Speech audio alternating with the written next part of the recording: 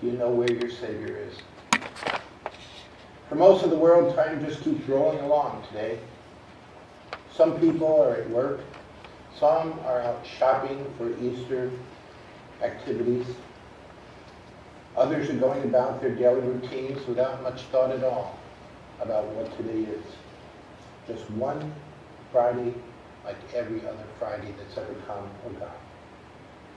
For some people, however, this day is very important. They knew it was coming. They looked forward to it with great anticipation. Today is the day what they've been waiting for. A major battle is in the making.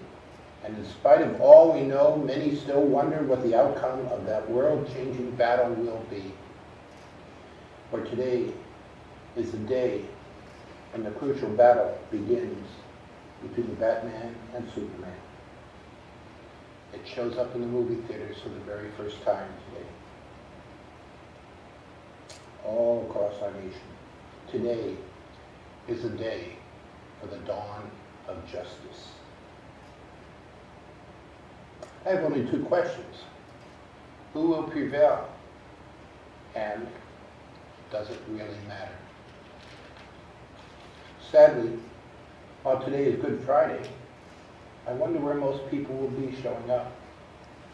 Will the churches be filled to overflowing with faithful followers of Jesus? Or will the box office receipts eclipse the church office statistics on this Good Friday? You can see the irony, can't you?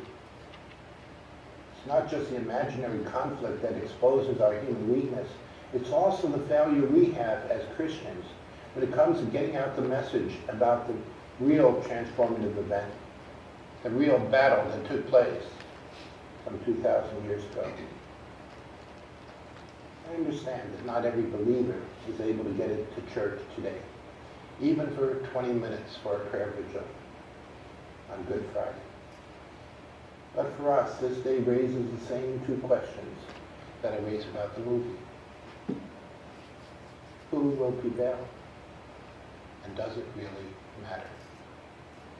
There is another ironic fact about today for us Christians, and that is the fact that today is March 25th.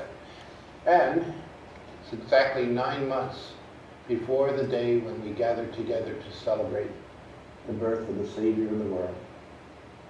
In the Christian calendar, in other words, today is the Feast of the Annunciation. It does not take prominence over Good Friday, of course.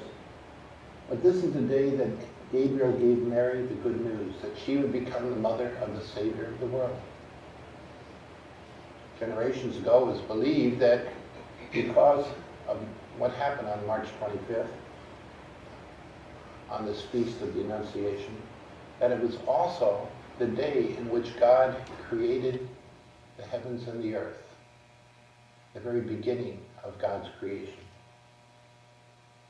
Today as we gather, we're surrounded by all these threads and ironies, death and life, good and evil, Batman and Superman. The world probably will miss the impact of this day and be distracted by the things that simply do not matter. But as we gather here today, we know why today is such an important day. Doubly important for us, in fact. This is the day when we heard for the first time the good news that the Savior of the world was coming through Mary. And today is the day in which he returned to his Father. This journey seems to be coming to an end as we gather this morning. But because of him, our journey is just beginning.